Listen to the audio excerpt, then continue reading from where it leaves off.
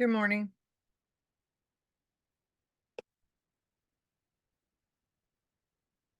Good morning, Professor. How are you doing?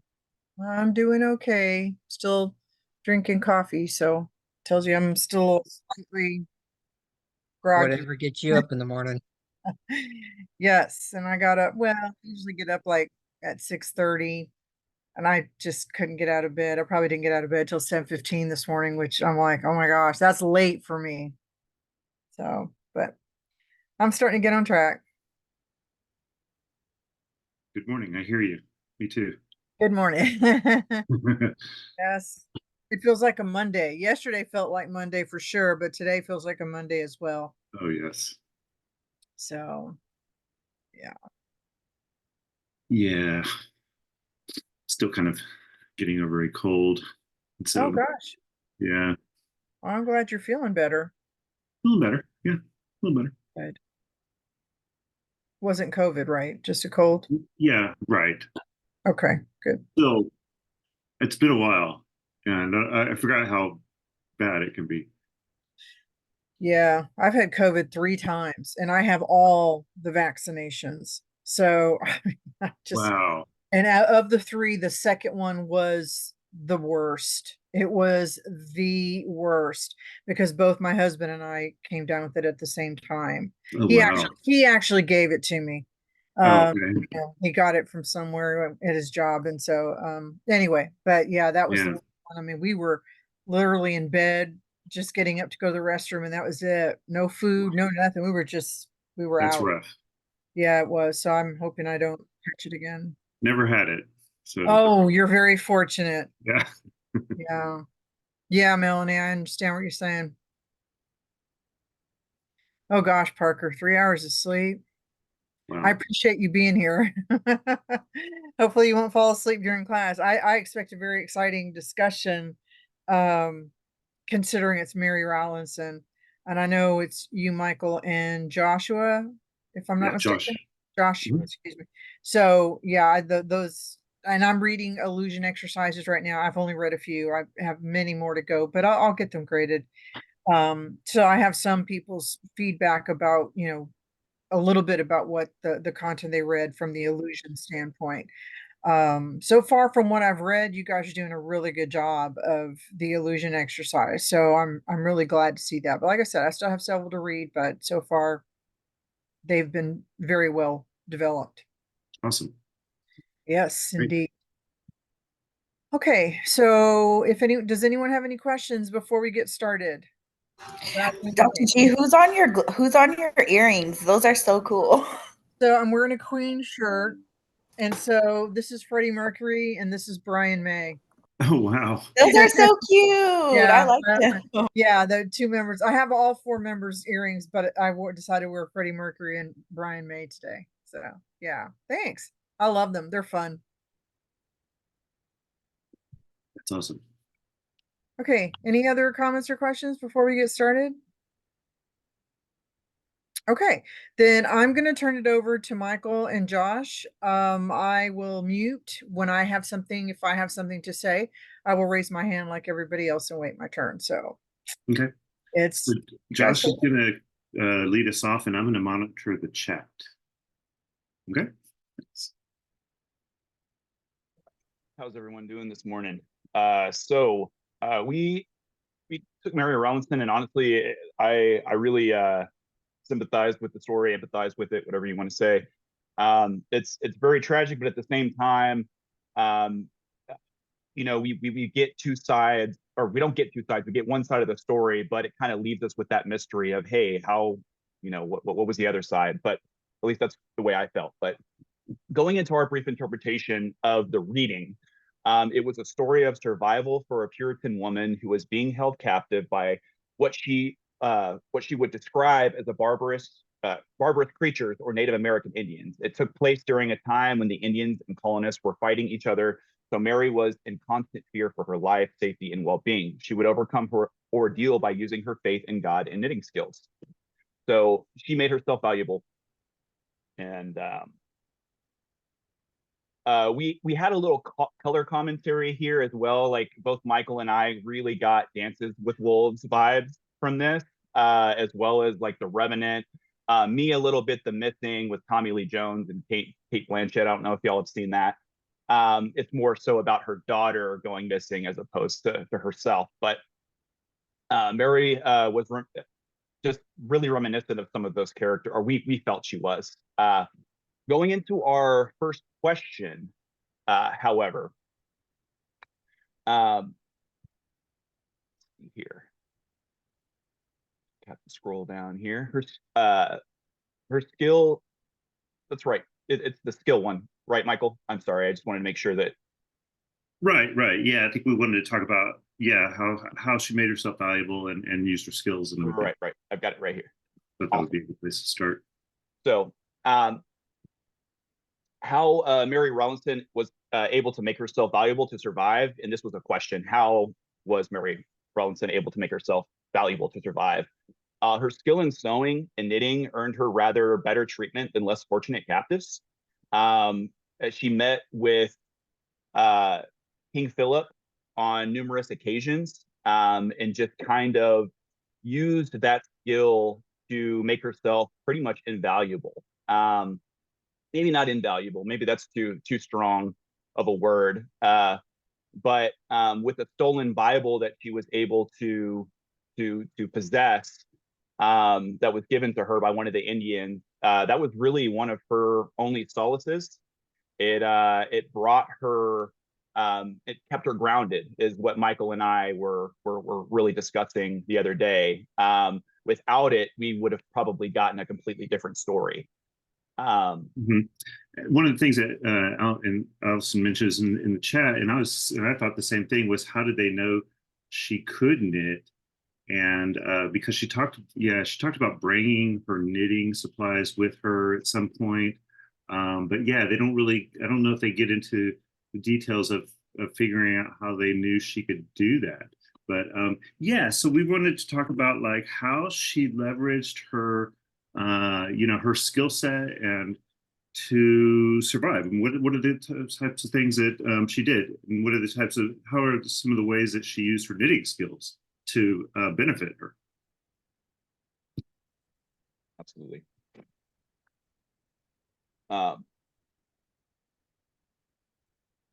Okay, and we want to go into segue into the next one, Michael. Okay, great. Okay, and for our next kind of what we I'll wanted just to say, I'll just go ahead. comment on that one, that it seemed like she was, and one of the other things I didn't really get was why they decided to spare her to begin with. But aside from that, once she was captured and she brought her, she obviously she knew how to knit, and she mentioned that. Then she started making shirts for some of the people, some of the things for the papooses, the babies, and it seemed like they kept going back to her and asking her like over and over, hey, would you make me a new pair of socks, and would you make me make me some kind of garment or something like that, because she was constantly like fighting for survival in some way or another. So it seemed like she was using that knitting thing to give her some kind of value, and that's what we were kind of discussing the other day. Right. And segueing into our next kind of topic that we wanted to go into here was how did her religious beliefs endure through all of this agony, and her being held captive, and not knowing where her children were at the beginning, and having lost that child at the very beginning. All of these things were playing against her. You could say that a bit of all of the elements. Later on she crosses through a river, which later on I was actually using this as one of my illusions. The river can symbolize a great many things biblically. And to me, it seemed as though like this river was like a walk of fire, like she was going to be going through, even though it was water. You know, in my illusion, we used the Bible. You know, there's that just plane that you just cannot cross, and without her religious strength, and her, you know, praying to God and being like, "Hey, can you please protect me as we cross this river?" And she didn't even get wet. So that also was another reaffirmation of her, you know, religion and her love for God. Um, but would it have been the same if she had not been given a Bible? I really do not believe the story would have been the same. One of the Indians that came from Medfield fight had brought some plunder, came to me and asked me, this is the quote, I'm sorry, if I would have a Bible, and he got one in his basket. I was glad of it and asked him whether he thought the Indians would let me read. He answered yes. So I took the Bible, and in that melancholy time, it came into my mind to read first the 28th chapter of Deuteronomy, which I did. And when I had read it, my darker heart wrought out in this manner, that there was no mercy for me, and the blessings were gone, and the curses come into the room, that I had lost my opportunity. But the Lord helped me. Yeah, go ahead. Go ahead. Yes. Yeah. So, well, I was just going to just mention that, you know, that a couple comments in the chat about the knitting were, you know, in agreement that she was using that to get money, to get food. And I wonder if they knew who her husband was, since he was a captain. And I think that, yeah, I think they used to kind of mess with her and talk about how they like killed her husband. And anyway, that'll come up a little bit later. So yeah, you know, talking about her experiences going through like the river, and what we wanted to kind of get at was her religious beliefs, right? Obviously, she's the wife of a minister. She's a highly religious person. She wrote this story after she was released, right? So, but she had that Bible, you know, she got it a few weeks into her ordeal. It seemed like she had a Bible verse for almost every situation she was in, you know. Yeah. And how did her faith help her in this ordeal? That's one question. And then would it have been different if she didn't have the Bible? You know, would she been able to really connect her situations to Bible passages as well as she did? Absolutely, it's a fair point. And yeah, it was a source of comfort for her. And Melanie, we got a question? No, not a question. I was gonna answer one of the questions that was asked, or okay. discuss it, you know. Yeah. I think that probably her faith would have probably been consistent because she was so attached to it, but I definitely think we would have gotten a completely different story without that Bible. She just like Michael said, she had a passage like for everything, and probably all she had to do was, besides, you know, working or knitting or whatever, besides survival during that time, was basically look for comfort in wherever she could find it. I mean, there was a few moments where she was like, yeah, this has happened, you know. She's not really fully willing to acknowledge like maybe her position in captivity, like she's doing much better maybe than a lot of people, and she sometimes, I think, forgets that. And then sometimes she's like, okay, well, actually the Bible is reminding me that it could be a lot worse. So there's definitely moments where I was like, okay, yeah, this is like her only lifeline. And then there's a few times where I was like, well, okay, she would have probably had that same faith, but I think that that context, actually being able to go look at the words, read it probably over and over again, is what kept her going. I don't think I mean, it's hard to imagine that wanting to stay alive without some sort of comfort, but then she did have her kids as well. I don't know. But yeah, I just thought that uh her faith was just gonna be with her. But I do think that the Bible was like probably the most important character besides, herself. Definitely. I think I remember she mentions a few times like she just thinks she's going to die. Like, and she's pretty much resigned herself. And then she gets like, then she says like, oh, if it weren't for, but God like gave me the strength or something, I'm paraphrasing, to get through that moment. And so that's, and so, yeah, it seemed like it was her pillar of strength. Julio. Hey, how's it going? Can you hear me all right? Yes. So I actually wrote about, well, kind of something similar to what you guys were talking about, about her religion. Mhm. I mean, obviously there's a bunch of tidbits throughout the story, but the Bible is up to interpretation, right? Like it's however you see it, in whatever situation you're in. So I thought it was interesting because it played a role in every aspect. It wasn't just, how can I reflect on this and, to fit my situation, to give me that resilience.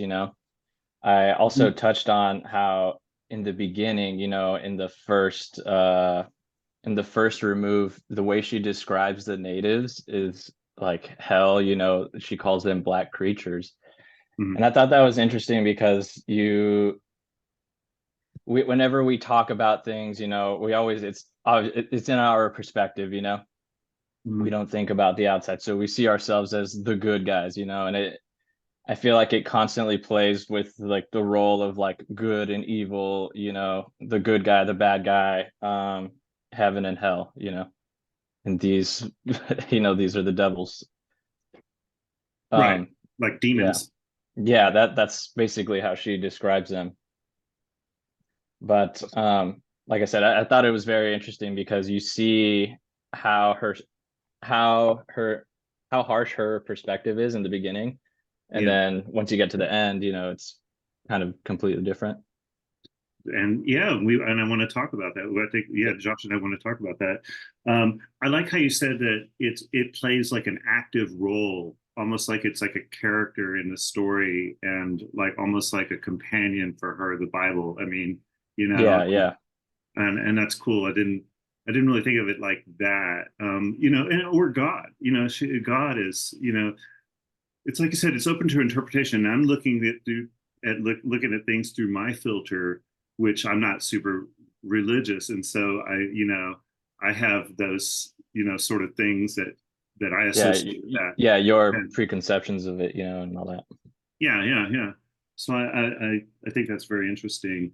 Um, yeah. So clearly, religion was a huge part of this story, and so what other, yeah, and she kind of equated the Indians to being like demons or like, yeah, black. She called them black a lot of times, but yeah, so uh, any Yeah, other, and yeah, go ahead. oh, sorry, I was just gonna add one more thing is that how like the idea of the polar opposites, is like that first day that she was captured, it was like her first insight into what native culture and life is like, and so I know we've talked about it in other classes, it's like when the Spanish came, and met the Aztecs, like completely different ideas of what advanced is, or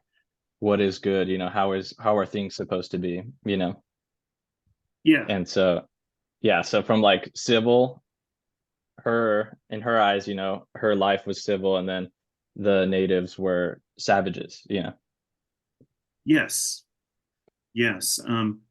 So here's a question, and you mentioned this, Julio, that in that first remove, she talks about, or not in the first remove, it was in the introduction where she talks about the attack on the house and everything.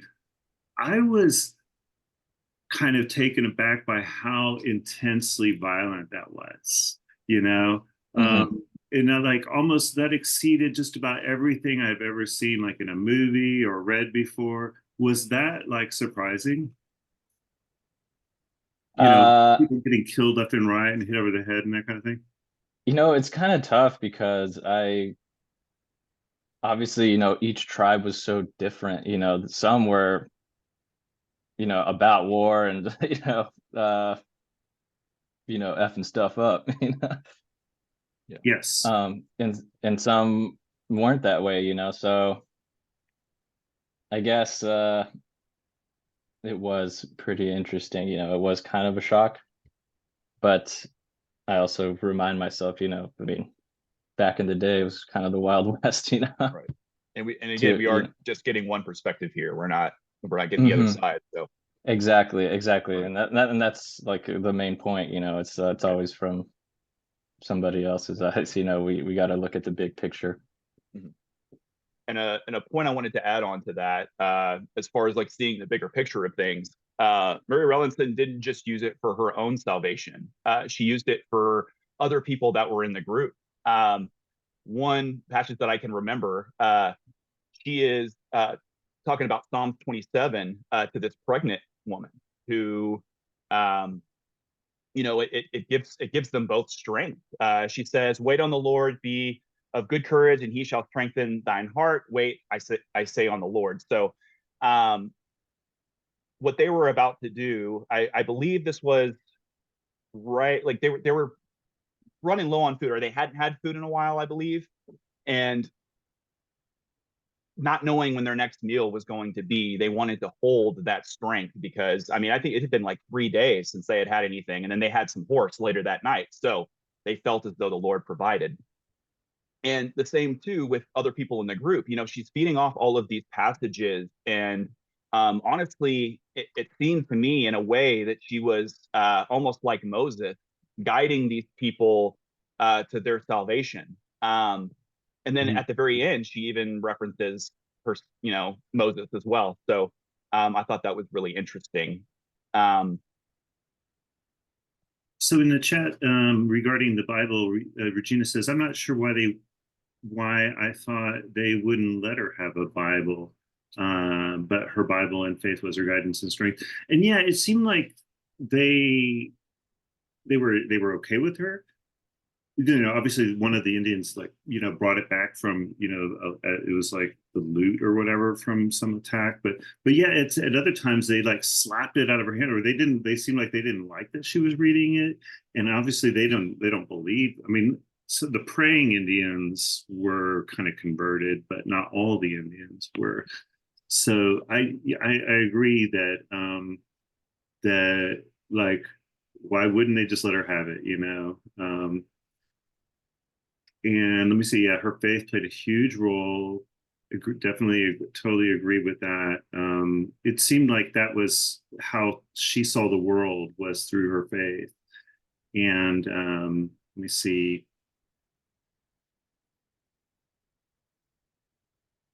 You recall her saying, "Oh, her husband even moved on from her at some point." Yeah, her husband was sad and melancholy, I guess. So let me see. I'm just trying to catch up with some of these comments.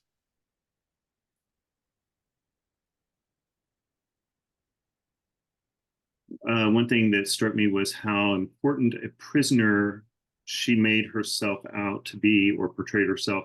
Yeah, yeah, I guess she did. And one of the things that I realized, after reading about this and looking, and she became famous from this, right? I mean, in the in the research that I did, I saw her name come up a couple of times, and it was like, man, she was really well known after her story was published. So her master wasn't okay with the Bible, right? And so it's sort of a mixed bag with how well they supported her with her religion, and when they didn't. they wanted to Um, keep it. They wanted to keep it on their terms, obviously. Anybody that's holding anybody hostage, or if you're kidnapping somebody, obviously you want it on your terms. And so I think what they did, honestly, is just to expand a little bit, is they gave her those breaks of coming back to her religion, honestly, to kind of give everybody a little bit of motive to keep going.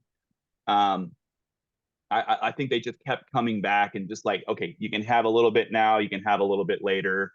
But yeah, I mean, they were controlling because they absolutely have to be. Otherwise, they aren't seen as these strong, barbarous people as she's describing. It doesn't paint the image that she's trying to paint of them if they just allow her to have the Bible all the time. But Right. Julio, And I'm sorry, you've been waiting a while. Yeah. Oh no, it's okay. Yeah, I was just gonna tag on to what you said, that it's also a piece of the white man, that's an idea that is foreign to them, and to have that in your camp, Absolutely.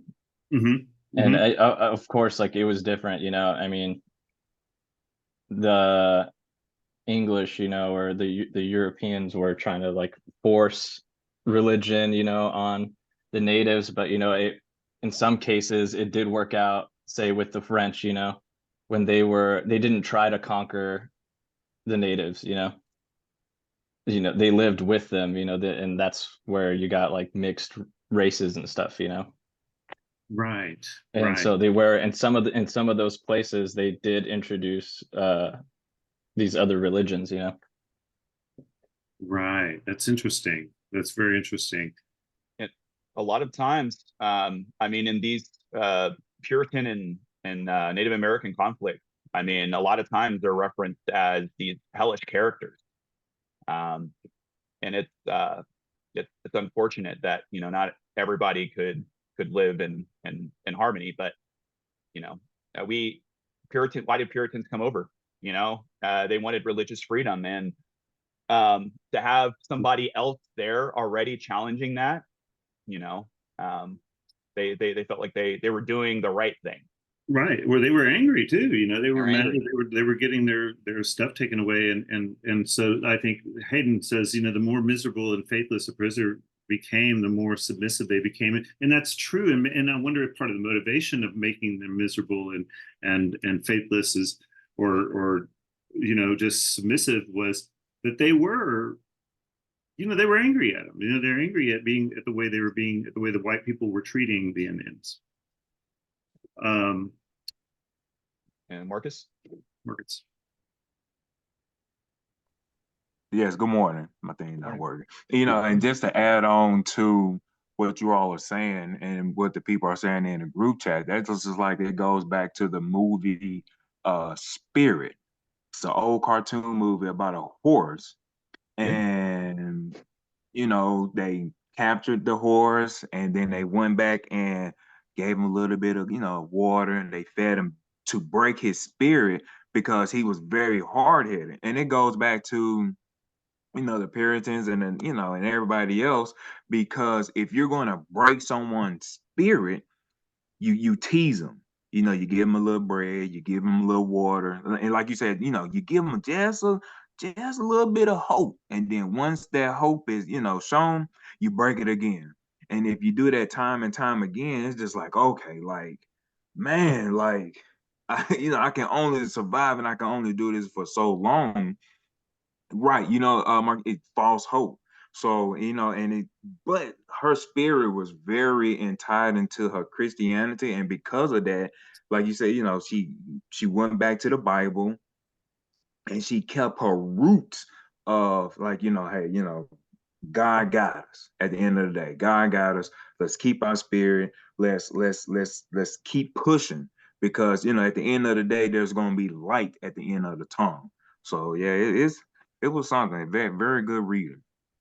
Very Just to good. add. Yeah, Marcus. And one of the things, and I'm sorry for jumping around, and No, Josh, I'm sorry, and Josh, I'm not trying to over. Oh no, you're fine. Take over. I'm sorry, but About one of the things that I was kind of wondering was, there was this point in the story where it is kind of later on in her captivity where she wants to go see her son, who's like a mile away from where they're staying, and her master lets her go, on her own to go find him, to go see him, and she gets lost and stuff. But I was wondering, like, why didn't she try to escape? And maybe it's because, like what you're saying, Marcus, her spirit was broken at that point, or maybe she was too far from home. I don't know, but why didn't she was free. I mean, she was, not free, but I mean, she was not under the control of the Indians at that moment. And I guess she wanted to see her. Maybe she was, I don't know. Why do you think that she didn't try to escape? Any thoughts on that? I think maybe because her kids were still held in captivity, and she didn't want to abandon them. And maybe she thought she was too far or from any like Lancaster, where she was from. Regina. Hi. So I thought it was because the same for her children, because like she knew where all her children were at the time. Most of the time she'd be like, oh, they're like 6 miles down, they're a mile away. And so I thought maybe if she escaped, they would have known to do something to her kids, like that way it would hurt her. So I thought maybe that was what kept her from like trying to leave. And Mhm. I mean, she's strong because she like went through so much. And I know a lot of it was because of her kids. Like, and she was always thinking of them like every single time. So that's what I think. Because of her kids. Yeah. Yeah. Yeah, that's a good point. I mean, they didn't really hesitate, the Indians to hurt people, right? Hurt white people. So that's definitely feasible. At Modi? I think another possibility is that I mean, we've all sort of discussed how she wanted to be seen as like the good Puritan woman, right? Right. When given the option to escape, she chose to decline instead of accept. I think part of that had to do with her sort of idea of herself. She thought of it as like the sort of cheap way out, and she wanted to be sold. She wanted to be sold. Yeah, back to her husband. Which would have been the legitimate way Yeah. to get out of that situation. Mhm. Yeah, I see what you're saying. Yeah. That makes sense. I buy that. It could be okay. Yeah, maybe in the chat here, maybe it was because she didn't have any food.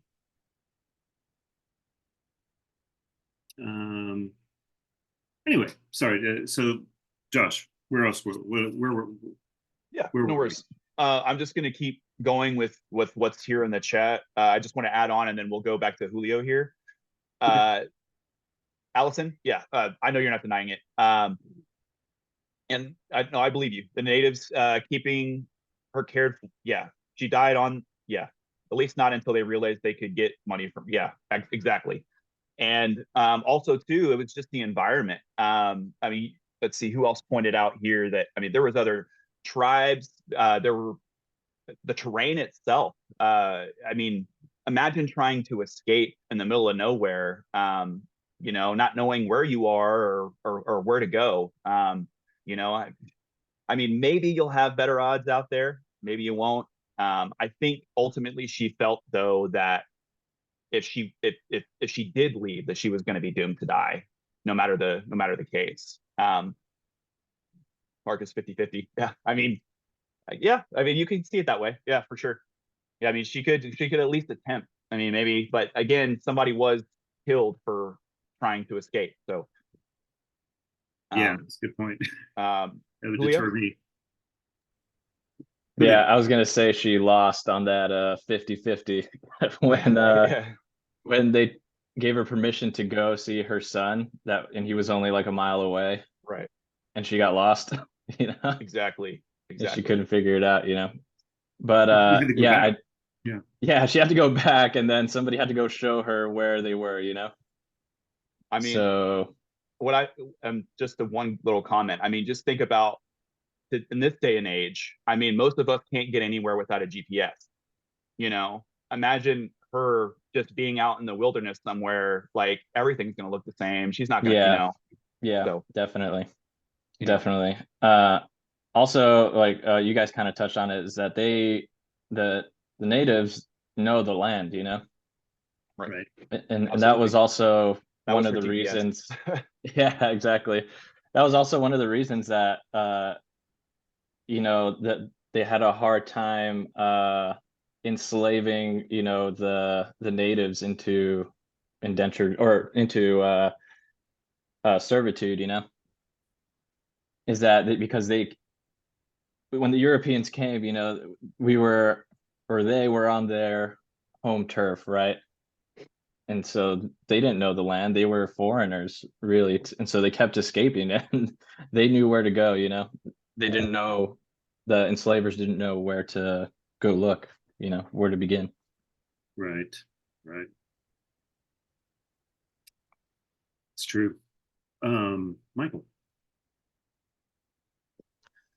One thing y'all got me thinking of related to why she wouldn't have left in that situation beyond just the for sure it seems certain to me that one big issue would be that it seemed like they'd gone for miles, they'd crossed over rivers where she'd been reticent to get her feet wet so she wouldn't have them freezing off and she'd have to get all the way back. That seems like a huge hurdle. But also I was thinking of just from her perspective of her sense of safety that she was in her home in a town, a well fortified town at that. Like she was in she said it was closer to the frontier. They'd left the main city to go closer to the frontier, but it was like in a fortified city.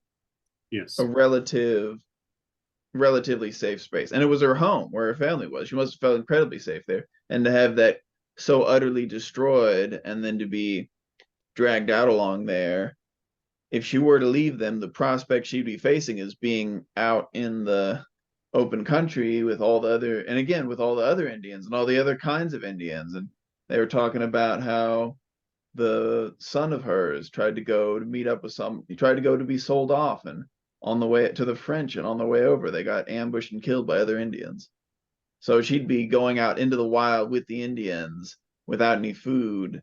And from her perspective, like she was at a bit of a safety rock bottom. She'd hit rock bottom. She had kidnapped, her child was killed, but like the person who she got bought by seemed like he was I don't know, a relatively nice person, seemed to care for her somewhat enough that she wasn't injured by any of the members of other members of the tribe.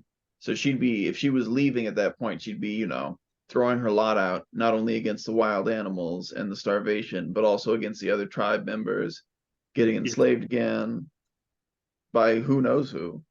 So the risk on that, in that level of situation where you've already been shaken from your home, you're just going to try to cling on. Right.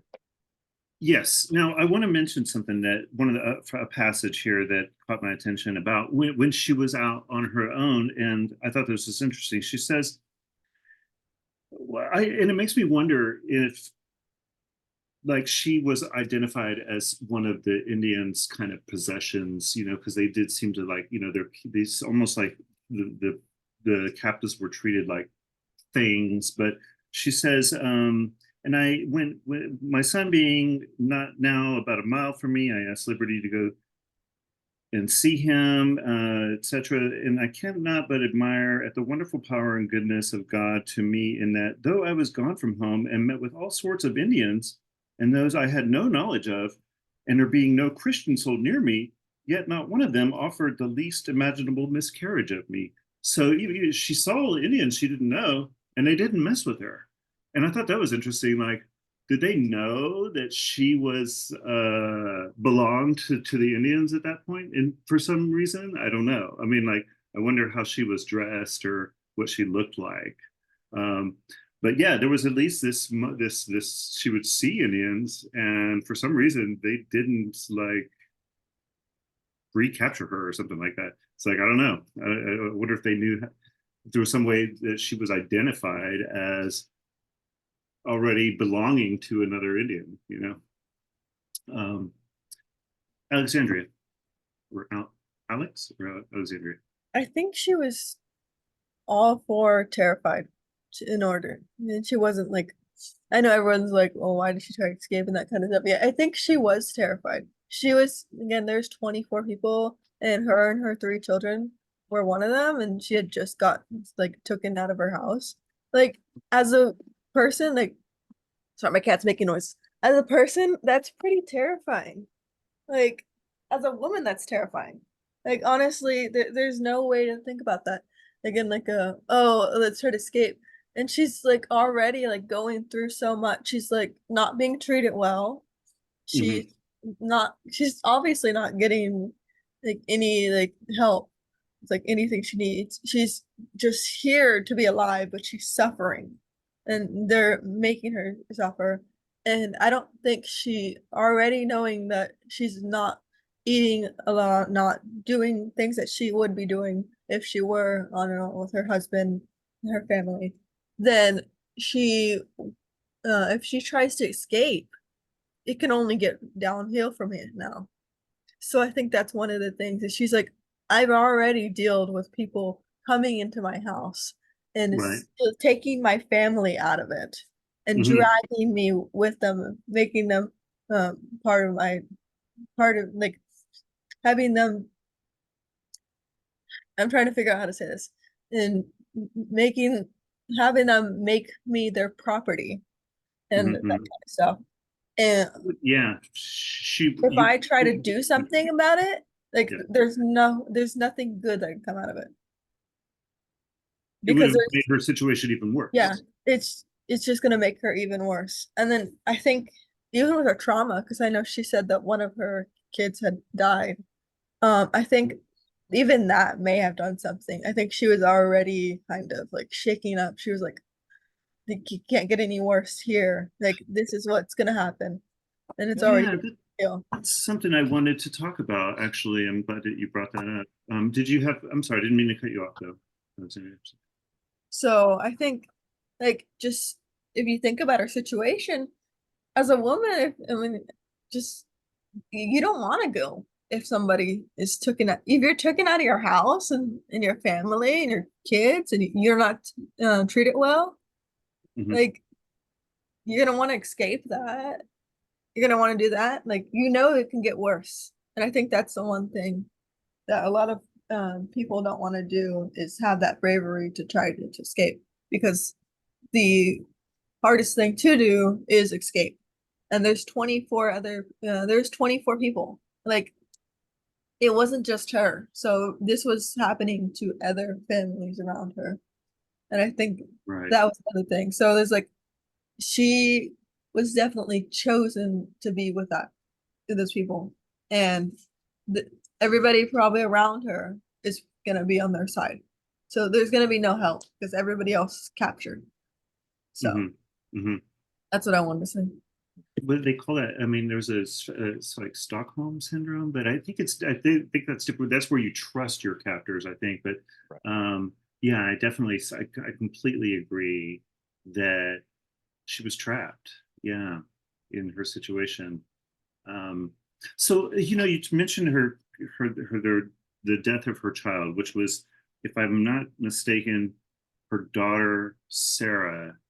Um, and this is such a tragic part of the story. She's carrying her kid who was like 5 years old in a few months or something, and it had been shot in the hand and the stomach, and slowly died, and it was just a miserable death. And then finally, when her daughter when it died, the Indians, she stayed with the dead body for one night, and then the Indians buried the body on a hill. Sounds like in basically like a shallow grave or something like that. She described something like she could see where it was buried. Yeah, it definitely made it seem like she went through so much already. Yeah. Plus adding her daughter's death, that Uh-huh. she was already like very too broken to try to stand up and do something about her situation. Because I feel like that's a very, very traumatic way for anybody to die, first of all. Yeah, But I like couldn't imagine. I couldn't already imagine. already been through like 10 million things. So she's already going through so much, and it's like, no. Like I feel like she was very depressed and broken that time. So I don't think she was able to kind of think about that. I think she was thinking about how she could have done anything different in the first place in order to not get captured. And all this happened to her family. I think that's what she was probably thinking. But I think now she was kind of like, well, this is how far down we've got, and I guess it's my life now. So Yeah, and so you said she was broken and like her spirit, and you know that's kind of what I wanted to talk about because I thought there was something interesting that happened, or she talked about later on in the story when she witnessed a baby from an Indian die, and she seemed so cold in a way towards that event. I mean, and I wondered if like there was some kind of connection. You know, there was it says my mistress's papoose was sick and it died that night, and there was one benefit from it. There was more room, you know. And I went to, and she says, on the morrow, they buried the papoose, and afterward, both morning and evening, there came a company to mourn in hell with her, though I confess I could not much condole with them. You know, she almost had no feelings for it. Was that just because it was an Indian, or was it because she was so broken herself? it might have been a little bit of both. I So think it was mostly because she had had a child and the child had just passed. Yeah. So there was like an empty, like kind of like empty spot in her heart. She was just like There's shut down. something missing, and seeing another child, like nothing can replace your family and stuff like that. And so I think that was what was happening. Is like she's seeing somebody else with another baby, but she doesn't get the joy of having her own child with her, like Yes. all of her own children. So I think there was a little bit of both. Okay. But yeah, I think it's pretty normal to react like that because like it's not easy to see somebody else with anybody that you've lost, whether it's aunt, uncle, blah blah blah. Absolutely. But yeah, I think it's a little bit of both, and also that it was Native American because it's like, oh great, well, there's another person who would grow up to probably capture me. That's a good point. So yeah. do we want Well, to move on? let's give Professor's these been other waiting guys a chance for to. for a while. I'm sorry. The professor's been waiting for a while. Oh, Dr. G. So I wanted to mention, I love the discussion, and I do want to hear a little bit more from Josh. So just putting that out there. But one of the things, and what's even going on with the chat, we're talking about how, you know, many times you were saying about the Bible and the fact that she uses the Bible that gives her hope. She's feeling Christian-like and so forth. And we're talking about how she seemed very cold towards the loss, you know, of a papoose. So she was, you know, she didn't seem to really feel the sympathy as what we might expect. So I'm using that kind of to go into something I wanted to highlight, that, you know, she is relying on the Bible. She is relying on God, her faith to make it through. But she also does some unchristian like activities or actions. She has unchristian like actions. And I, you know, no offense to anyone, I kind of saw the loss of the papoose and the way that she did or didn't react as maybe one of those actions. But the one that stands out to me the most in the entire narrative is when she is so desperately hungry that there are two kids. One is eating, sucking on a horse hoof, if I'm not mistaken. And because it was so sinewy and it was hard to bite into, the kid was just sucking, was having trouble eating it. She took it away from the child and ate it herself. And she does admit, I would have, in the past, I would have never done something like that. But she's desperate. She's so hungry that she takes from a child the food from a child so that she can nourish herself. So I do believe that her faith helped her. I think that stressed quite a bit more. I think it's exaggerated a bit. Keep in mind that if you read the background, she wrote versions. We're talking about 4 versions of this book, right? So with each one, there was revision and so forth. And keep in mind who her audience is, right? She initially said she was going to write it for her family and friends, but then Increase Mather, Cotton Mather's father, supposedly helped her put this book out there. The introduction is supposedly written by him. And it wasn't like just any woman could just go out and publish a book, right? It was through the support of men that she was able to publish it. And if her goal was then to publish for the public, she's trying to make it very clear, I was the victim, but God got me through this. We're talking about Puritan people here, right? And Puritans believed that God would show them the way, that every sign that they saw, whether it was, like she'd get her foot wet, what was that a sign of? Every little thing that happened was a sign from God.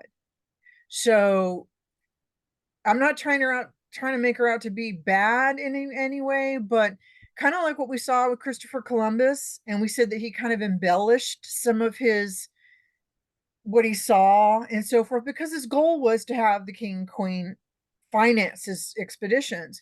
In this case, I see that Mary Rowlandson has probably had a different goal with the fourth version than she did with the first. And so that may be why there are so many biblical references, because I mean, to me, there's an overwhelming amount. It's constant. It's constant reference to the Bible. And I'm not saying that's bad. I'm simply saying that she's trying to convince her audience that if you're in such a hardship, look at what happened to me. I mean, just look at what happened to me in my community. And if God helped me get through, you can get through anything as well. Believe in God. So, I just wanted to highlight the fact that yes, she was, relying on biblical characters, making connections with them and so forth.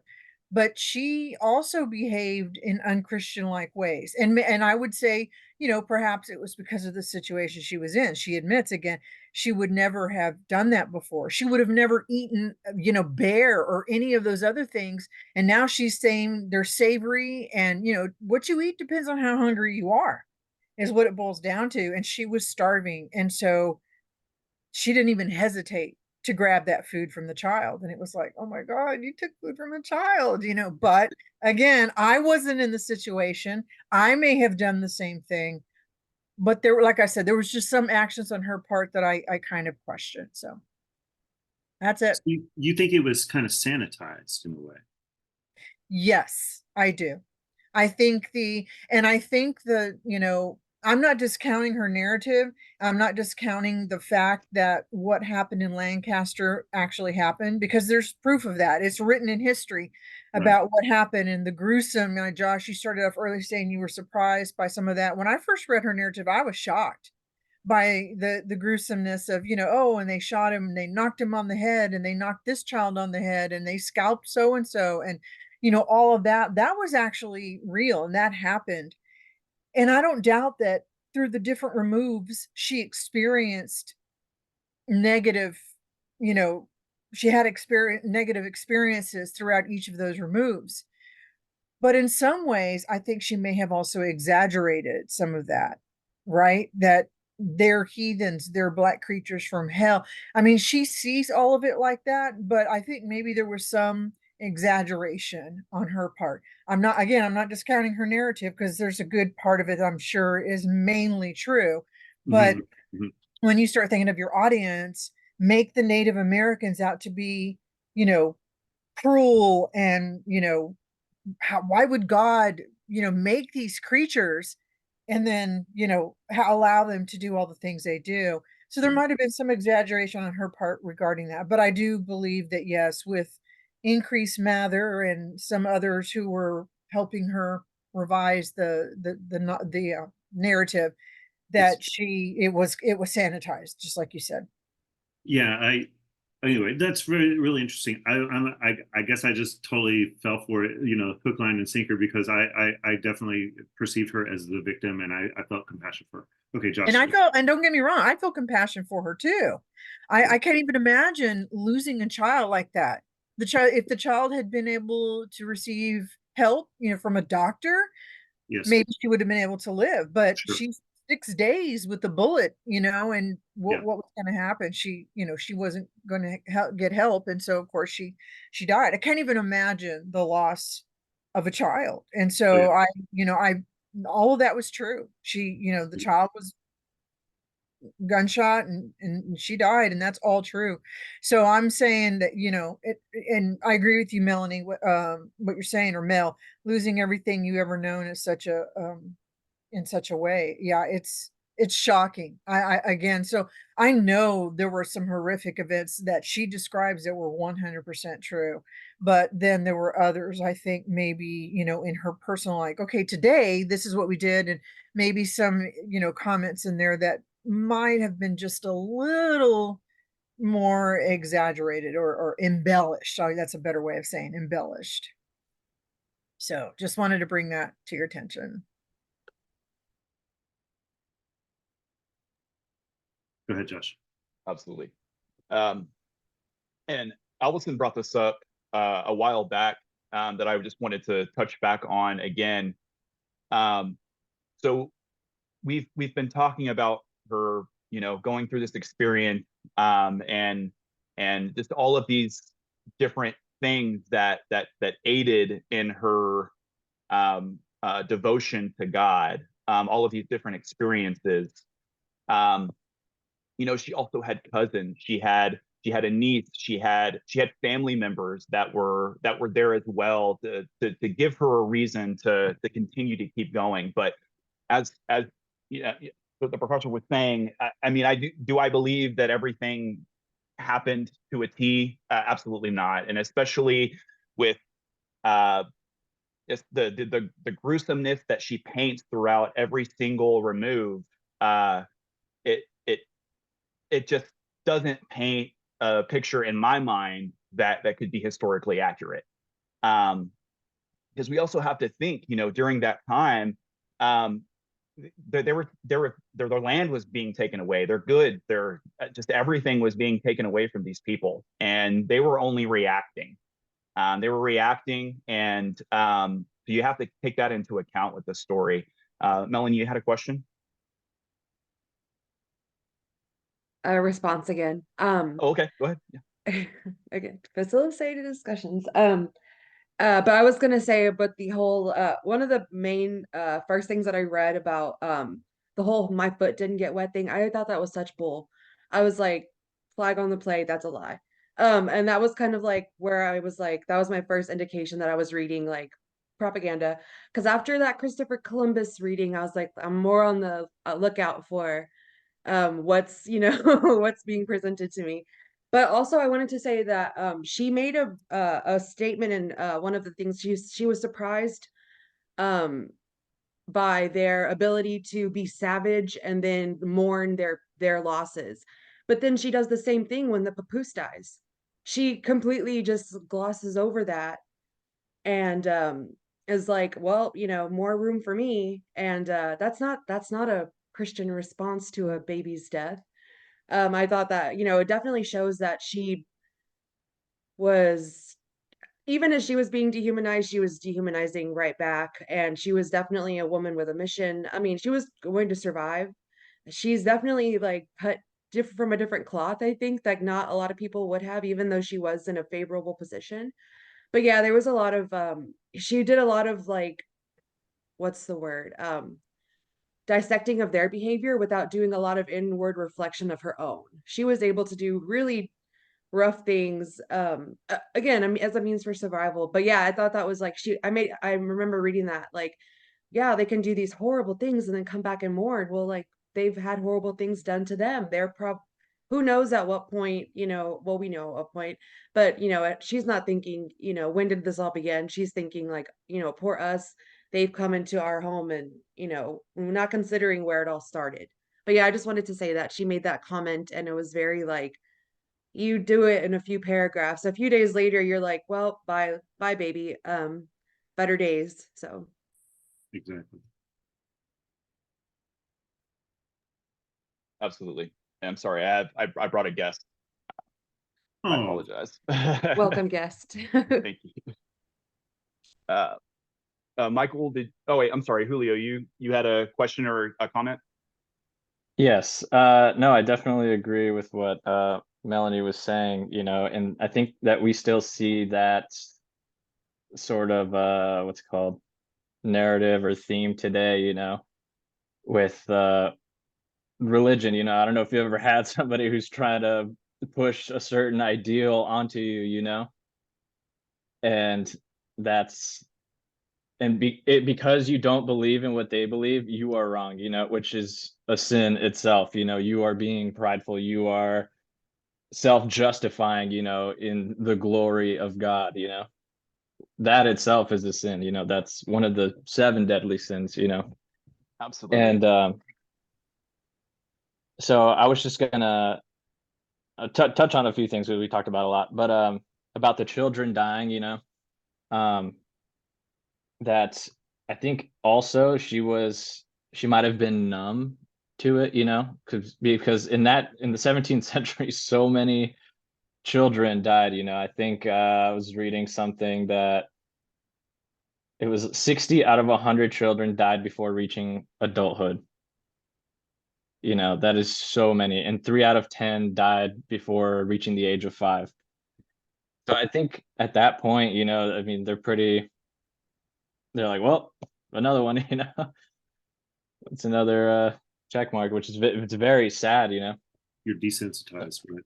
Yeah, definitely. That's the word I was looking for. And so I think it was a mix of that, and I think it was a mix of, you know, survival, you know, natural selection. You know, I'm gonna eat at the end of the day. I'm gonna make it, you know. And I think that's also what she was trying to do.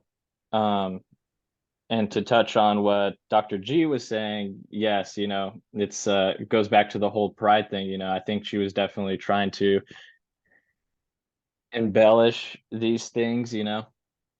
And Melanie said without looking in the mirror, you know, it's the pot calling the kettle black, which isn't unheard of, you know. We, like you guys kind of said earlier, you know, they came for religious freedom, right? Which, why would they come and do the same thing and persecute others? The exact thing that they were leaving, right? So there's a lot of hypocrisy that's going on in this time. And it still does, like you said. Yep. And I just had one comment on that. I mean, I've been to well over, you know, 20 countries with my stint in the Navy, and no other country pushes their beliefs in religion like this side of the world. I'll be honest with you.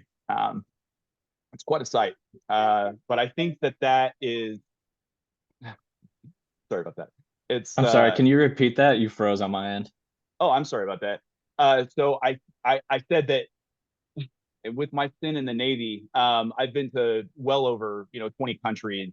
And on the other side of the world, you don't get that a lot of the time, that religious prosecution, that pushing of agendas and religion, like you see on this side of the world. And, yeah, definitely. You know, I think I experienced that too. Go Army, beat Navy, by the way. Oh yeah. Yeah. But yeah, no, I definitely experienced that also. You know, a lot of other cultures are so welcoming, you know, without pushing their ideals onto you, you know, very, very accepting. But yeah, definitely it is very abundant here. Absolutely. Let's go on to Rachel. Yeah, I'm really happy that we kind of addressed viewing it from that different perspective, because that's a lot of how the way like I was reading it. I think over time of reading the different pieces, I was thinking like it was just so like, you know, poor me, white woman. And I felt like that might be a bit of an aggressive way for me to word that. But I mean, yeah, it really is a lot of it. It's hypocrisy. And I wasn't initially going to mention that because I was like, oh, that might be kind of an interesting way. But now that we've brought that up, that's absolutely how I was reading it, because it almost seems selfish, a lot of the way. And of course, she is going through so many things herself. And it really is, it's kind of a subjective thing, because it's from, so like, you know, 2 different perspectives, but we really are only hearing from her side. And given what we know about, you know, how they intruded, and really the Native Americans, they're just protecting like what's theirs. And Um, and whether or not that's done in a way that's a little bit aggressive, it's just I wasn't able to read, you know, what she wrote and think like and just feel bad for her the whole time. A lot of it was um kind of just, you know, also that it was there was so much of her like religious beliefs in that. I myself am religious, but I know that there's a lot of, you know, there's definitely a lot of hypocrisy within religion and Christianity. And I feel like to believe one that, you know, if like my beliefs are the right way, like everything that I believe in and my values, that is the way of life. Everybody else, if they don't believe that, you know, that's a sin. And I feel like for her to, in a way, almost just like I feel like it's just very close-minded to some of their culture to just expect that they should allow them to come in and take their land and just convert them and everything. I just feel like that's a very um, it's a hypocrite way to go about it, and it's selfish. And I think that reading that, I was just thinking, you know, not, you know, obviously I still feel bad, and I reason with a lot of how she feels about, you know, what she's going through, just like anybody else would. But at the same time, there's so much that she lacks in the sense of like self-awareness, I think. And maybe she was like aware of that, but I think she was still, you know, obviously she's not going to write, you know, something like she's not going to write from being more open-minded and saying, well, like we did do this and I kind of understand, you know, but it's, you know, given what we know, like now, it's hard to read it and just, you know, feel bad for her. And, you know, because I mean, it's almost like not that they uh not that they did it to themselves, but in, you know, a way, it's just, it's not like the Native Americans are not just these terrible people. Like they had children too. They have people that they're trying to feed. They have homes. They are a community just like the Europeans. They are just protecting what's theirs and they are just holding their ground and like respecting and doing like their own culture and their own traditions, you know. So it really is, I felt like reading that I was just like I can't just read it from like, you know, this sad Christian white woman who is just the victim and everything that's happening to her is just the whole world against her. And you know, it really was, it was hard to read it just from, you know, only sympathizing with her, because at the same time I'm thinking, well, you know, how do the Native Americans feel being like, you know, trying to be converted and having their land taken, which, you know, that they succeeded in taking, you know, the land. And so yeah, I was really glad that we kind of brought up things from that perspective, because it's definitely not something I wanted to be the first one to bring up, just because I feel like that might sound a little bit like and maybe interesting, but it's definitely, that was definitely how I read the pieces. And it's definitely, I think that's such a, it's such a good way to go about reading passages like that, especially from so long ago, because just to be able to see from both perspectives and not, you know, to sympathize with both sides, but also just to be able to understand, well, she is writing a story and she does know that, you know, with hopes that a lot of people will read it. And, you know, she succeeded in that. A lot of people read and study and analyze what she's written, but, you know, we're not like just going to take everything that she says, like, and just believe it instantly. Like we can understand that she is writing like, you know, her story, it's a narrative, so we can expect that she might, you know, emphasize or um you know, dramatize a lot of what she says and maybe even, you know, make herself out to be the victim only. But you know, we're not going to just, you know, not, you know, analyze it and think, see things from both perspectives given what we know now. So yeah. Thank you. Thank you Absolutely. very much. And I'll play on the devil's advocate as well. I mean, reading this story on my end, my mom's side is I have Native American heritage that runs all the way through it. And so I'll be honest, reading it from my perspective, also being agnostic. I mean, I still believe in a higher power, but I don't necessarily believe in God. You know, it was very interesting to see how you know, she still throughout all of this was, keeping the faith. However, my take was, yes, this was all very dramatized a lot of the time. And you're right, she wanted to push her agenda. She wanted to make us feel sorry for her. Otherwise, I mean, this was just as Dr. G said, I mean, this was published 4 different times. And with every revision, she could just sweeten the pot a little bit more for her, and make herself look out to be almost like a martyr in a way. So, absolutely. I definitely agree with that take. I think Marcus had his hand up next, if I'm not mistaken. That's right. Just... Oh no, you good. And again, and I totally agree what everyone's saying, especially what Rachel was saying, because it's like until we are put into a situation, we really don't know how we will handle that situation. And we got to take back, this is 1600 on a nasty ship, 6 months, so then you land, and then now you meet these other people, and they're just like, hey, like, you all think you all just gonna come over here and just settle and take our land without a fight? So no. Then she gets captured. Then she's just like, oh my goodness, like, what is going on? Because back home, I was in a safe place. I was okay. Now my child is shy. We don't have the medical needs and things of that nature. But then it again, like you were saying, now she just like, oh me, oh my, um,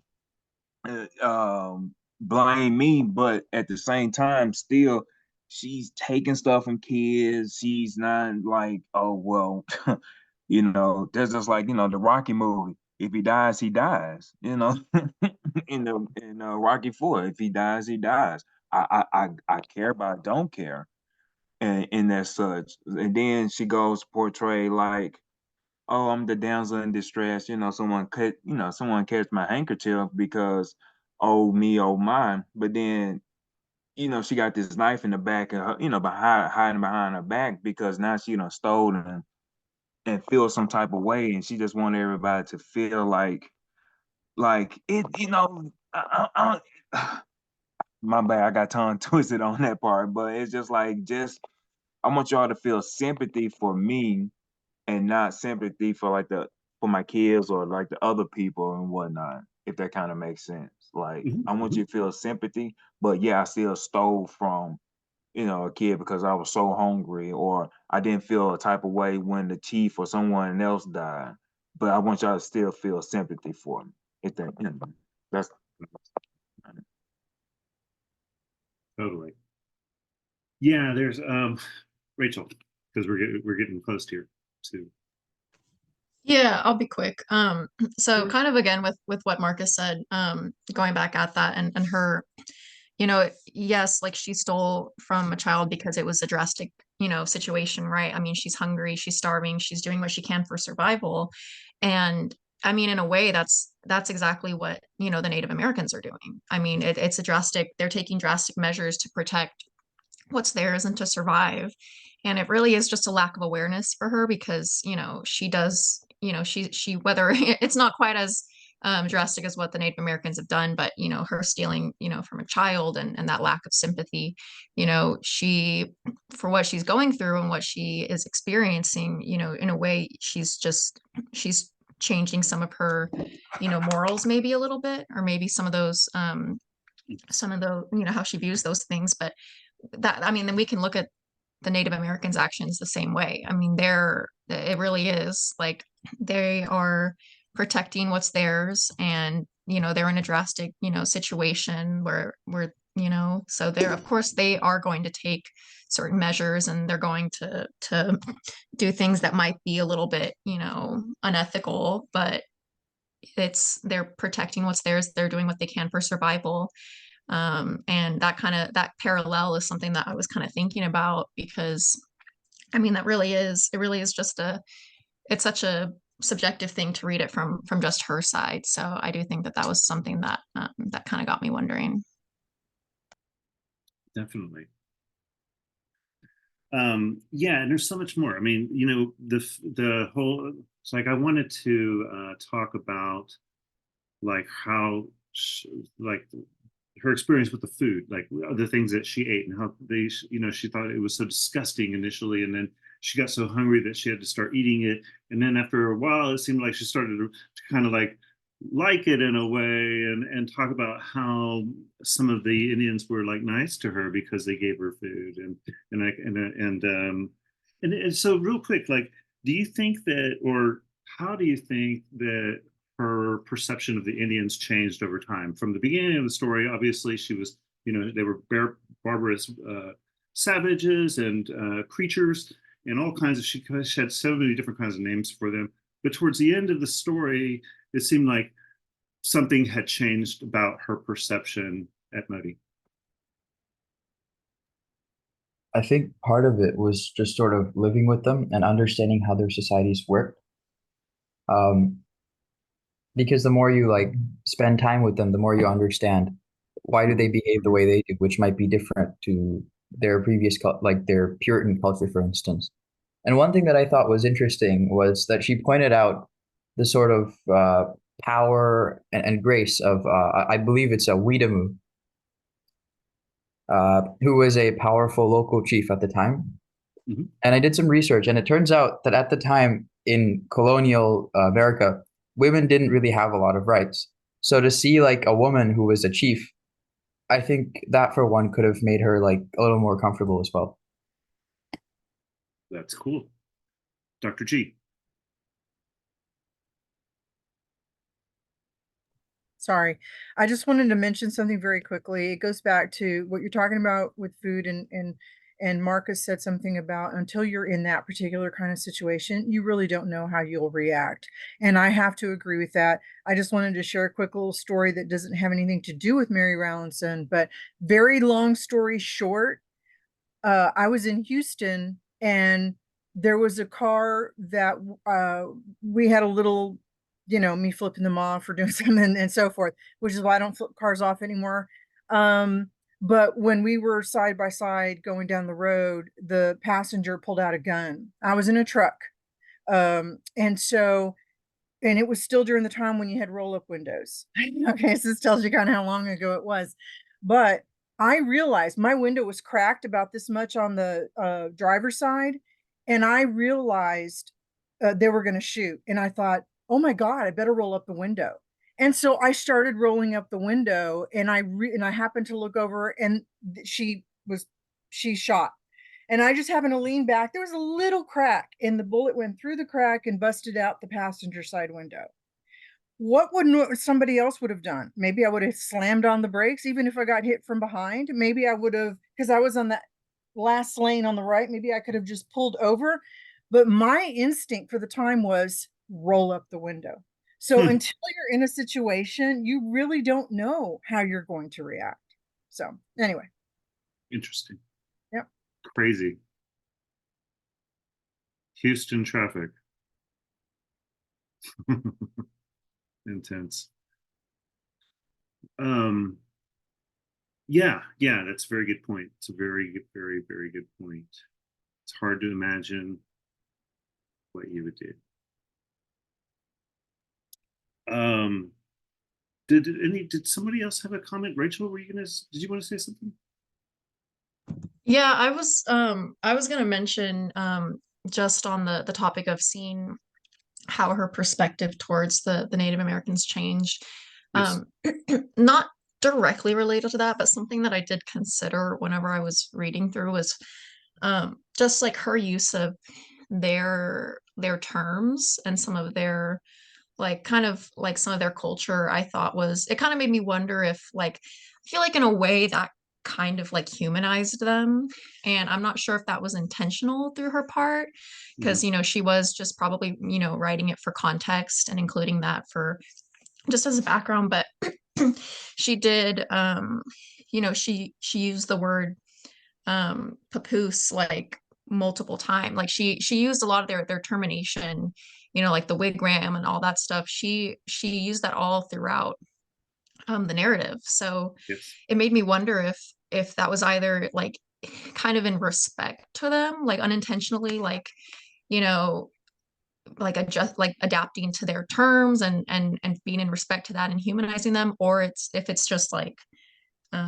you know, for context. But you know, because she could have just said their child, or you know, their home or their dwelling, you know, but instead she said like she used that terminology throughout the whole narrative. So it made me kind of wonder, like in a way, she's kind of whether she intended to or not, I thought that that was kind of that humanized them a little bit.